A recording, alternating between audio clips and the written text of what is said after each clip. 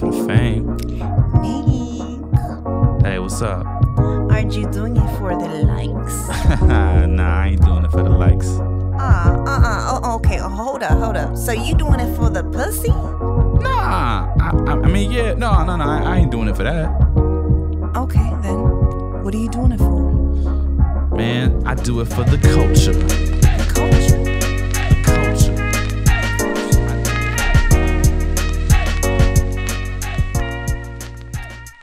Welcome everybody to the For the Culture Live podcast. It's your boy Ty Sterlin. Got my boy Paul over here. What up? Nick's not here because he's late. You know that LA traffic.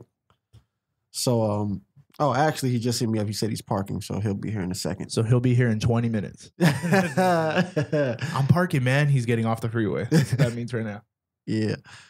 So I guess we could wait for him because if he's really parking, I'll give him like 2-3 minutes. I don't know, man. It's one of those, like, that's an LA thing, right? That's like an LA trick. Well, no, I've been doing that since I was able to drive. Really? I learned that from my parents.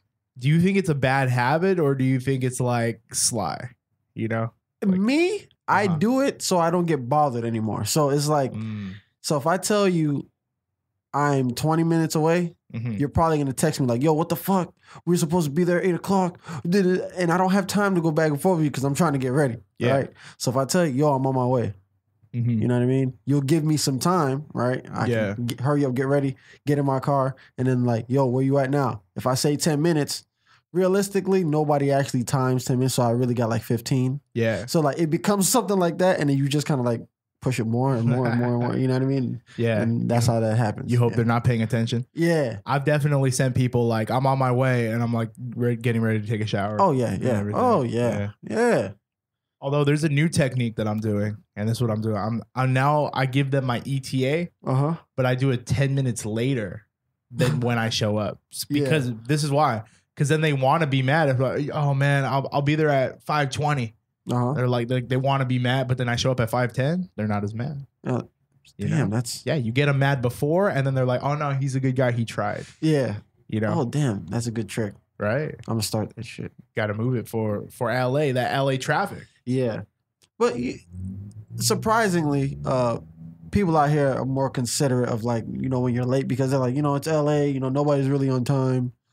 But Miami, like, you a minute late, they're like, so is something going on at home? I'm like, damn, like, can you relax? Like, yeah, when I was working at FedEx, they were pretty cool on it when I was late and stuff. But they don't play that shit in Miami. I don't think I've ever been on time for a shift at any place. Yeah, Yeah, and it's definitely like a problem. So you know the door's open? It's open. Open the door. What up, man? Ladies and gentlemen, welcome to the For the Culture Live podcast. You have your host from New York, still on that New York time. It's Nick Alexander. Ladies and gentlemen, how you guys doing? What up, man? I was waiting for you so I could start this up. Yeah. You haven't been talking at all? We've been talking, but just about you.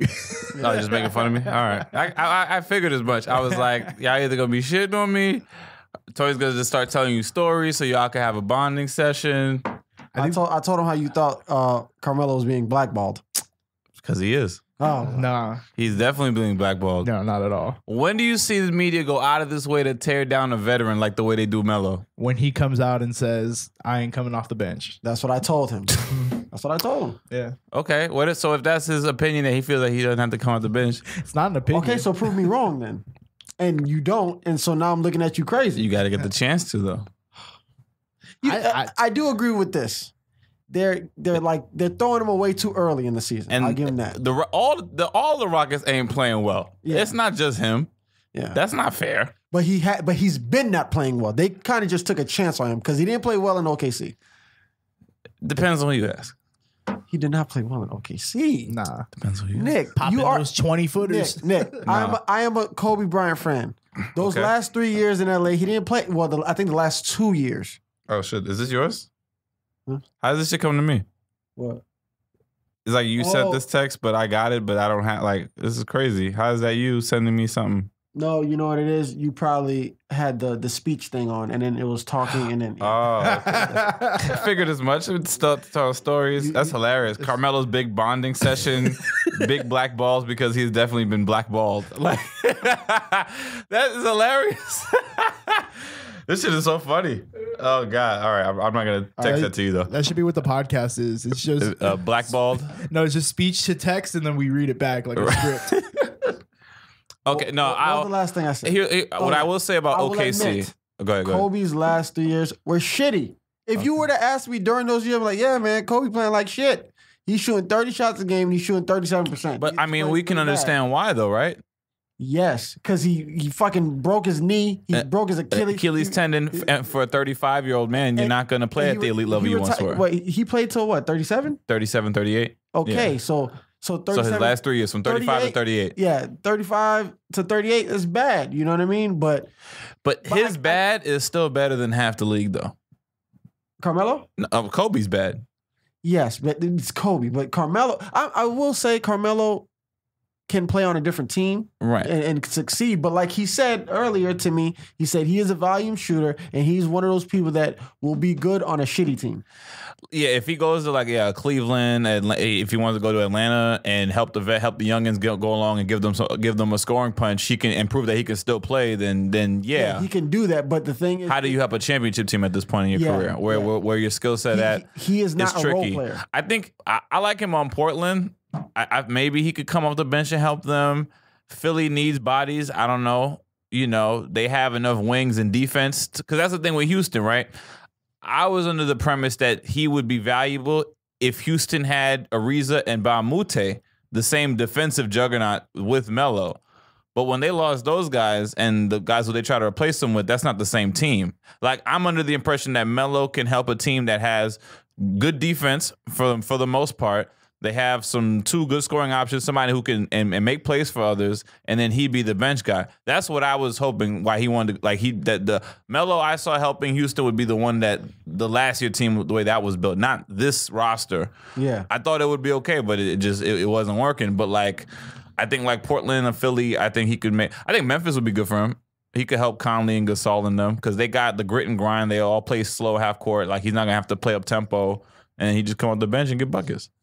But enough of Melo. He'll be all right. He made over $100 million. So I think that before Melo would sign with the Lakers, I think they're gonna. He shouldn't go there. They're gonna sign Kobe before they ever sign Melo. Hilarious. He shouldn't go there though. It's just not a good situation. No, he's not Tyson Chandler.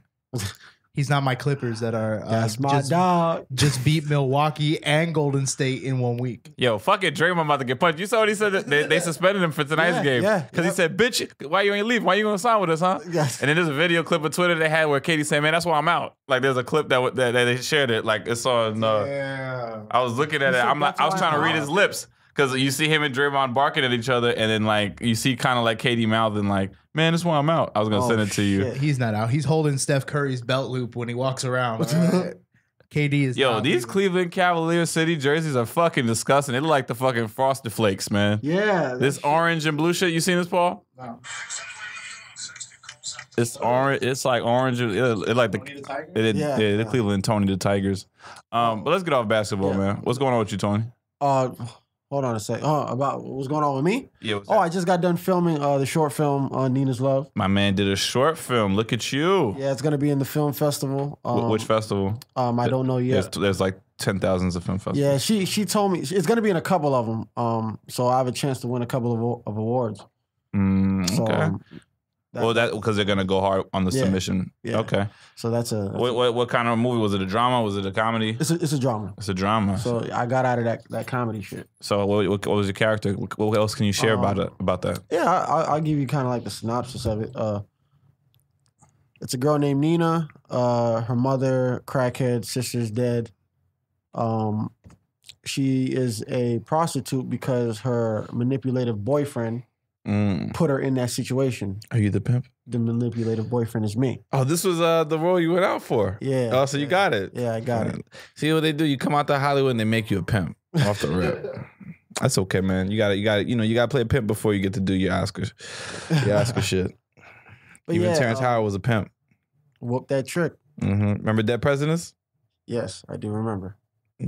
So yeah, there's that. What else? What else? That's it for now. That's all I did on the weekend. You know, just staying out. And then also, you know, we did our referee shit. Do we have to talk about that? I mean, nigga, it's a side job. We making decent money, so hopefully, right? Yeah, we got certified. So me and Tony gonna be reference some local high school basketball games in the LA area at some point. Probably JV. We ain't gonna be. I ain't gonna be trying to book no varsity shits. I ain't trying to fuck up these city ass state niggas games. You know, one of the refs. He looks like Morris Chestnut. Oh really? I don't know if you saw him, but he spoke to me for a while. He's like, "Look, man, you go out there and you are confident in your calls. If you're confident in your calls, they gonna think you know what you're talking about." Period. I feel like that's just what it is in life with anything. You just gotta be confident. Just can't look timid. Yeah, just be confident in your shit. Yeah. All right. And confidence will carry through the bad calls. Yeah. Through the awful calls. So, I wanted to give a shout out to my brother Matt Barnes. He gained full custody of his kids. Yo, Matt Barnes and Gilbert Arenas have defeated the Gavon sisters. Yeah, that you rarely see a guy, you know, who's fighting for his kids actually come out on top. For sure. You In know LA especially. Yeah, so that, you know, I'm happy for him because, you know, it was something that really like bothered him, obviously. Oh, yeah, I could tell. And so, you know, I'm happy for him. And, you know, I got friends back home that like go through that shit. You know, they got the baby mom that don't want to let them see their kids and all that shit. So, man, yeah, using kids as a tactic. Ladies, y'all should be ashamed on yourself. You got to be careful who you have kids. I know some of these niggas ain't shit out here, but man, ladies, some of y'all are trash too. Yep. Holding your kids from your father because he ain't supporting your $20,000 a month lifestyle so that you can go shopping and buying bags. What's up? Rob Kardashian filed to pay less child support because he can't afford $20K. Yeah, because he eating. Yeah. You gotta say it for his food budget. You know? So on the post, Matt Barnes put up like a fist emoji, and here come Black China hating ass. I don't know you. I don't know what you're doing under this post, but you need to mind your business, loser. You know what he responded? What was it? Back to the poll you go. Laugh my ass off. Back to the poll. Yeah, because now, she should be doing all right. That shit shouldn't hurt. She should be straight, but it's still funny. She burned Rob like crazy though, yeah, man. She just like, what do you think a girl like Black China does to Rob to get that nigga to get so lax and just like say fuck it? Like, well, you gotta understand, Rob. I mean, low self-esteem. Yes, we know that's in Rob's character. Like, no disrespect to him. Like, he just seemed like a herb. You know what I mean? Like, just okay. So let's break that down for the listeners, right? Yeah. I want to really get into the details of this shit. When a woman like a Black China, who, for better words, you know, she's out there. She knows how to finesse a situation, right? Yeah. What do you think the things that she does to a nigga like Rob to like finesse? Like, what are the finesse moves? Well, I be thinking about this shit a lot. Somebody like Rob, right, who's probably never really experienced like women like that.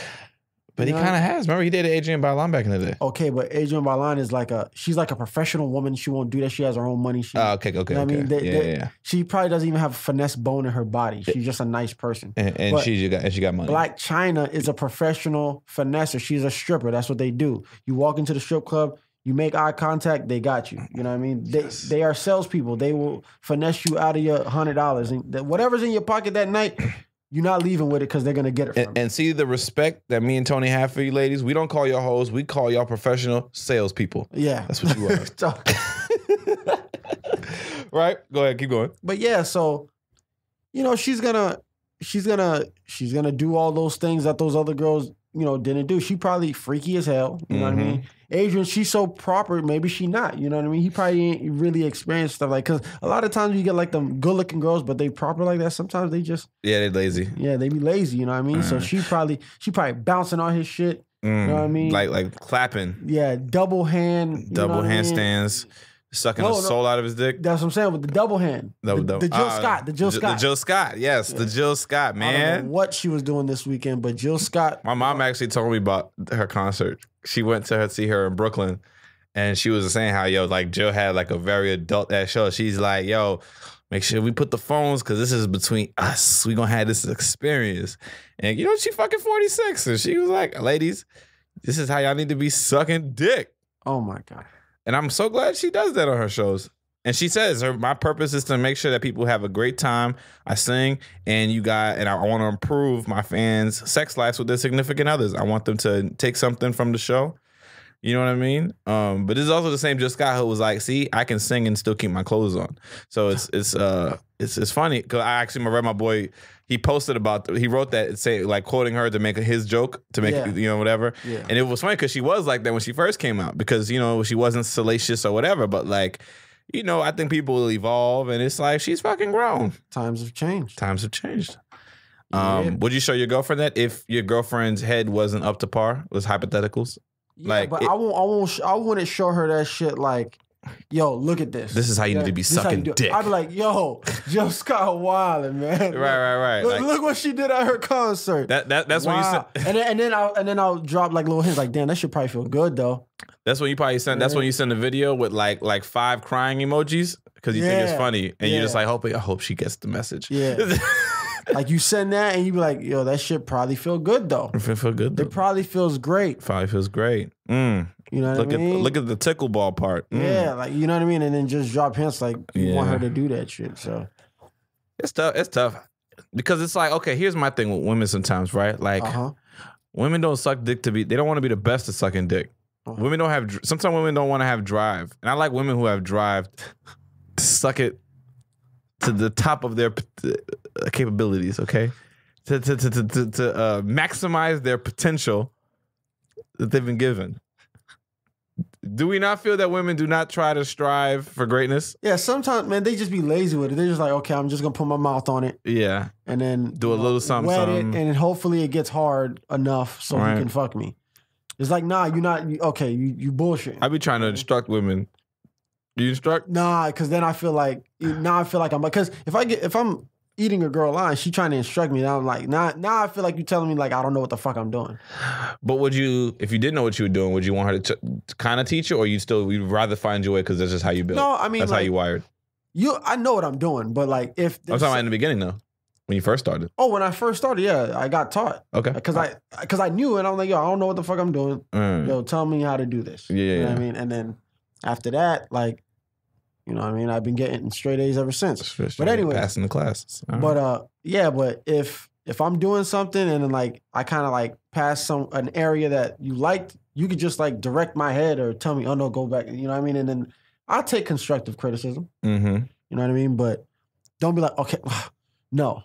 Do this, put your finger here. I'm like, okay, now I just don't know what the fuck I'm doing. Yeah. You know now, shout outs to Jill Scott. What else is going on out here in these streets, man? What was I it was Veterans Day recently. Salute to all of the veterans that served this country. Yeah, shout out to all the veterans. You know any vets personally? Yeah, you remember Stefan. Ah, right. Our good buddy Stefan. He served. What did he do? He was in the Navy? He was in the Army. He was in the Army. I think he did 2 tours. He did 2 tours? Yeah, one in Iraq and I think another one in Korea or something like that. Yeah. He ever tell you about how those were? Yeah, he might have some kids in Korea because he was loose. Oh, them hoes in Korea. Yeah. I heard they did them hoes in Korea. Oh, yeah. Those saleswomen in Korea. Yeah. The saleswomen. The saleswomen. He said he might have some kids. That's hilarious. Yeah. He was going raw out there. That's funny. When you out there, like, you know you're not coming back. That's okay, so that's how you doing it? Yeah. Would you go raw in Brazil? Oh, no. They might rob your ass. You know, Brazil is. They cut your dick off. It's cut your dick off country. Yeah. Brazil is top 8 dangerous countries in the world. I don't know. It sucks because the women are so fine. Yeah, but that's how they get you.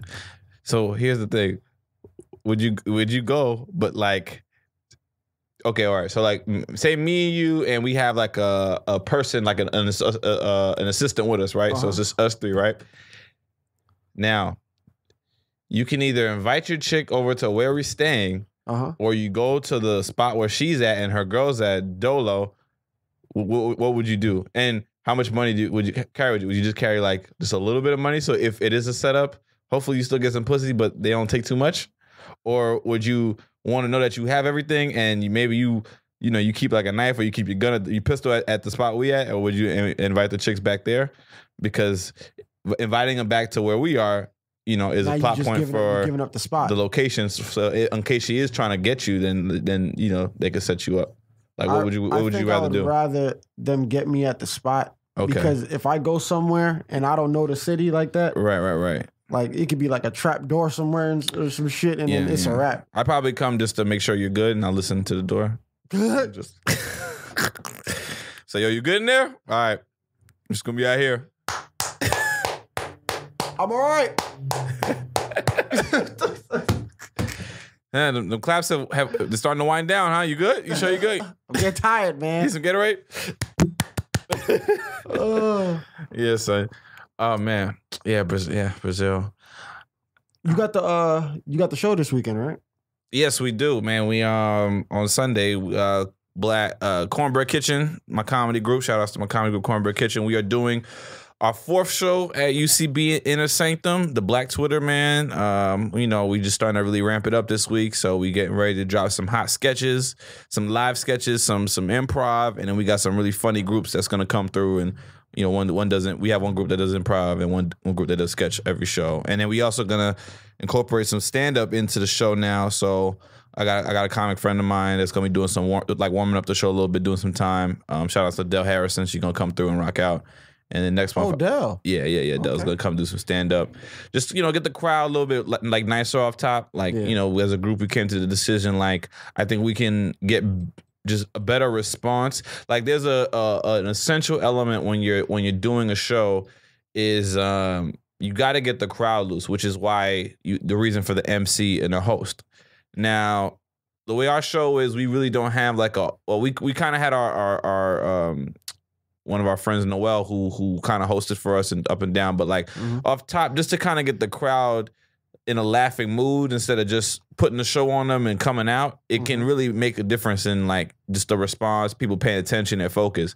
Because we noticed that when we were starting our shows, it would take the crowd a little bit to settle in. There's people in the back kind of come in, they're not really focused, and then the sketch is there and then they're trying to follow. So like not everything will maybe hit the way you expect it to. So with a comic coming up to set the tone, get everybody laughing, get them ready, get them right, and then when we come out, I think it's gonna set the just give the show a better feel going forward. So that's what we're gonna do.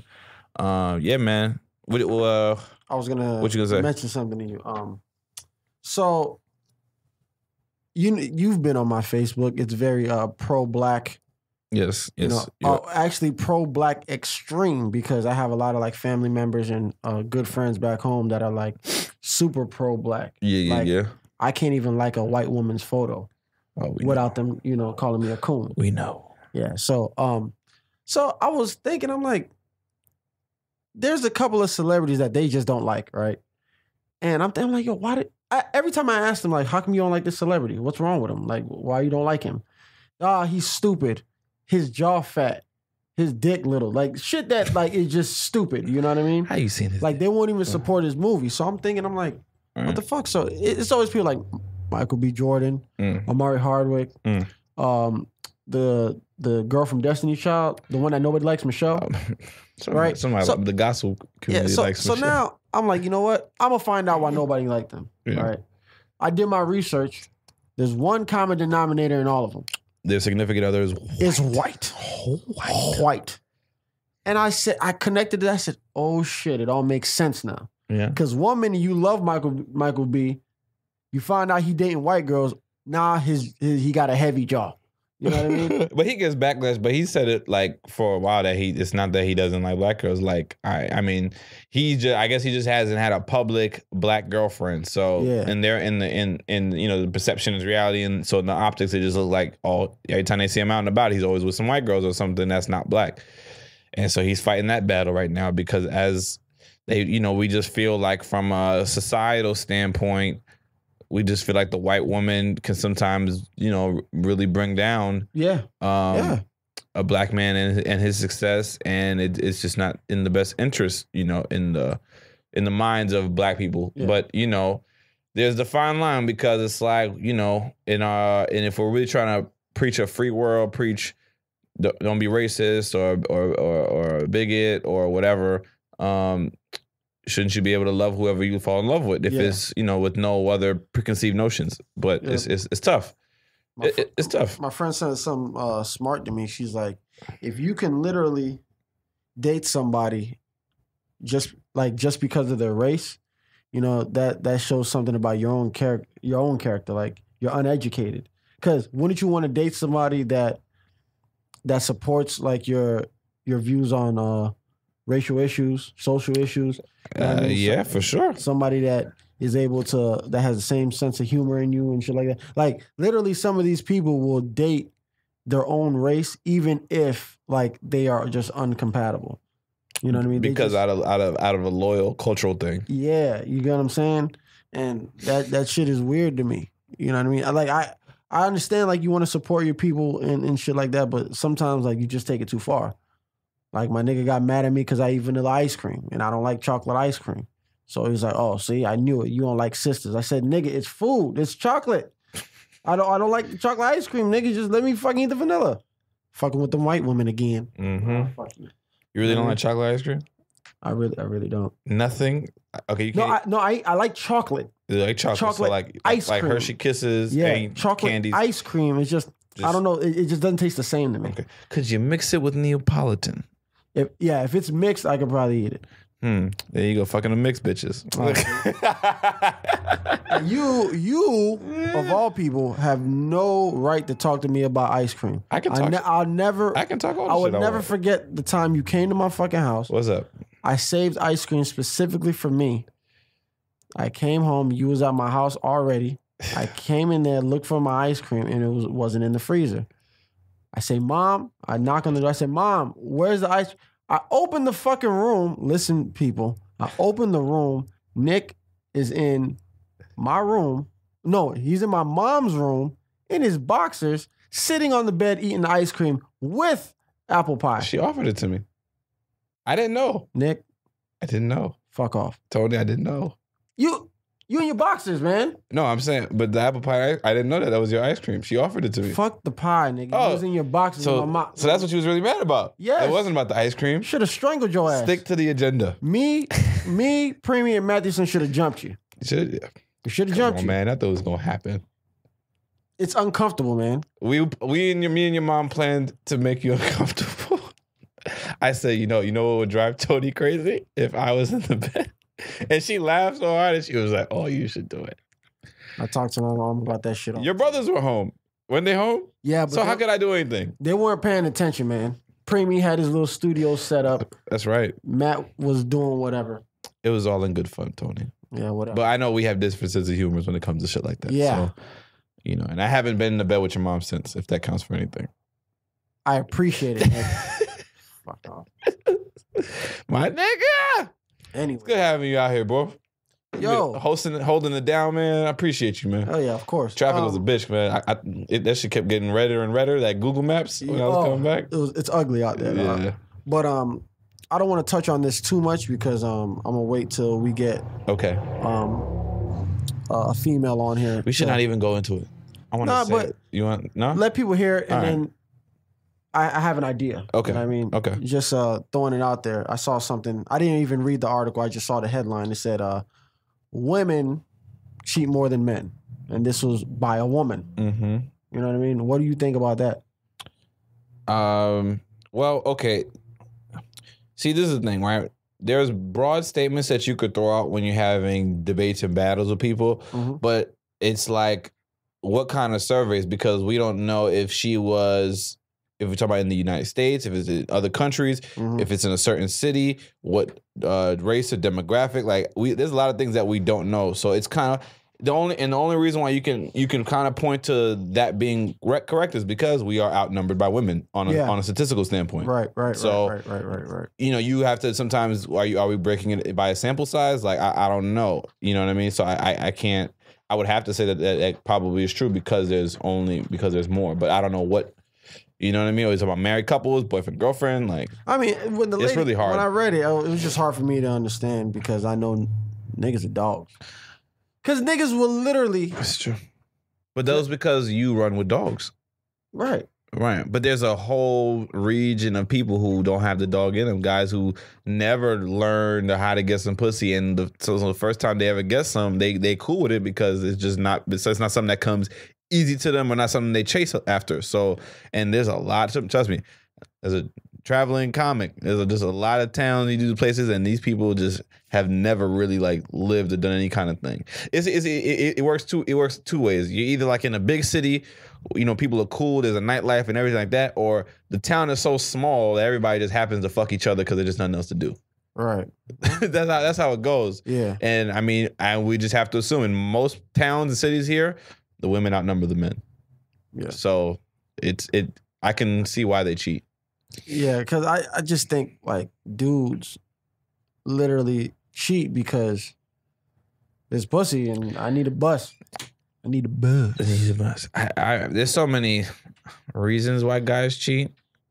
And I think I know when I watched some of the video, the big takeaway from that video was that the woman said that when women cheat, they actually emotionally fall in love with the with the other guy. Absolutely. As opposed to men who cheat out of different reasons that have nothing to do with love. Yep. Sometimes men cheat because shit, if I go home, I might beat the shit out of my wife. Like, or at least think about it.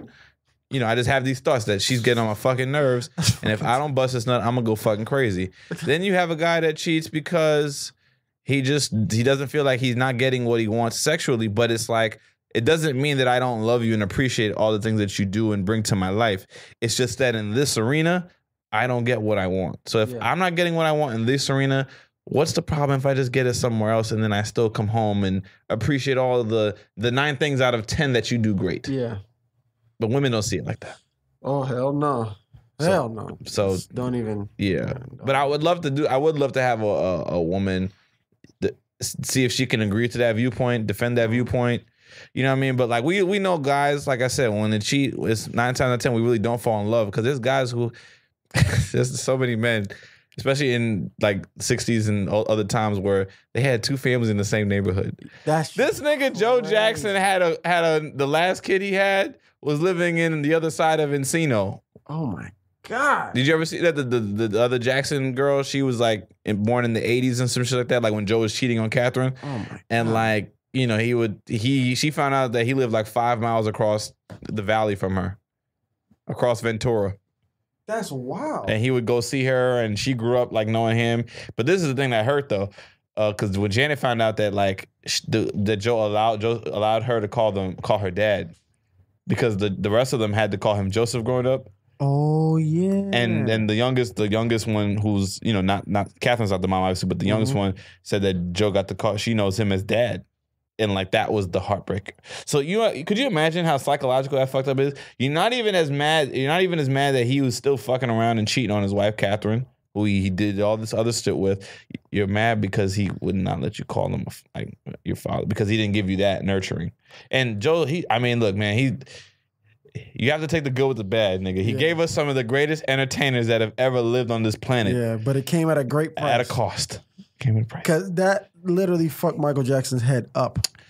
I'm sure it fucks a lot of them up. You know what I mean? Think about it, and man. how they live their lives. This dude was obsessed with being a child because he had no childhood. Because he had to grow up so fast, and he just felt like he had a pet rat, and he killed him. Joe killed him? Yeah, Joe killed the rat. I didn't know that. He set up. You all remember the American Dream movie? Well, I mean, that's not him maliciously killing the rat. The week-long movie.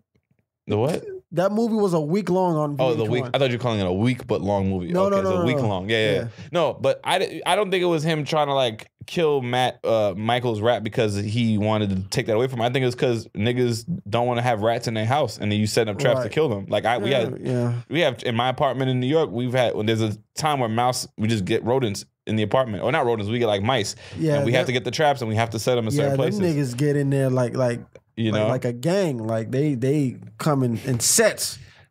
Okay, let me ask you: if your dad was in the Joseph Jackson-esque kind of thing, do you like? Well, I mean, you know, like I said, we all have parents, and some of our parents are flawed, some of our parents are great, or whatever. Mm-hmm.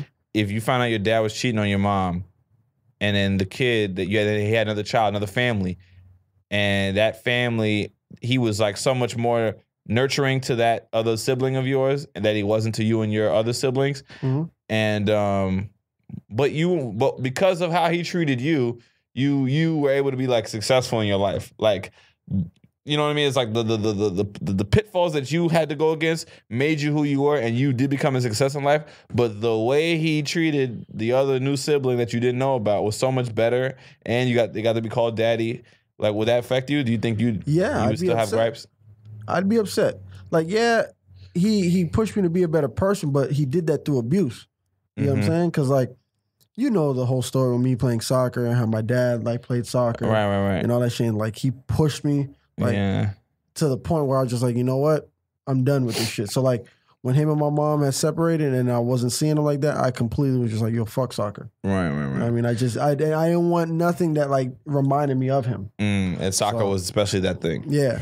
Okay. Like, and then if I found out he had another family and he was just so nice to his son or his daughter or whoever the fuck it was, and he let them, like complete 180. Yeah, and he let them, you know, follow their own dreams, do their own thing, like, I would feel some type of way. Yeah. Because it's like, because as a kid. Well, I already do. My dad, because like my dad's on his second family. He got, you know, my dad's like 50, he's in his 50s, guys. And my dad has, he's remarried. He's on his third wife. And I have a little brother and a sister.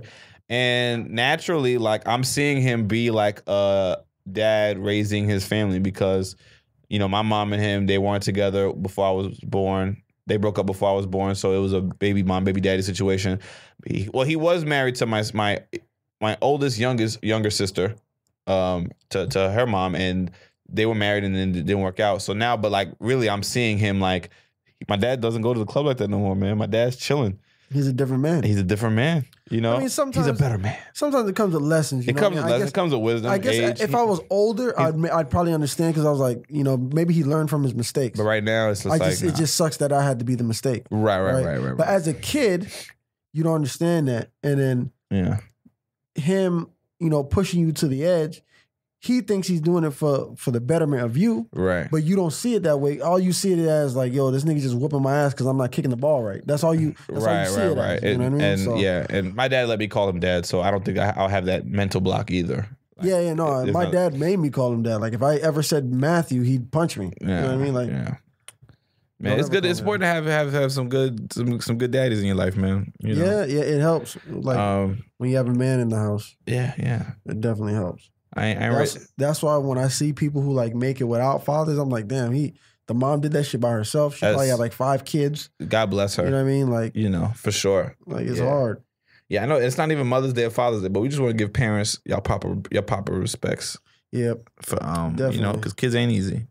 Kids ain't easy. I know I wasn't. Shit. Yeah. I know I wasn't. I was okay. I could have been better. I was okay. I was a terrible child. I didn't put.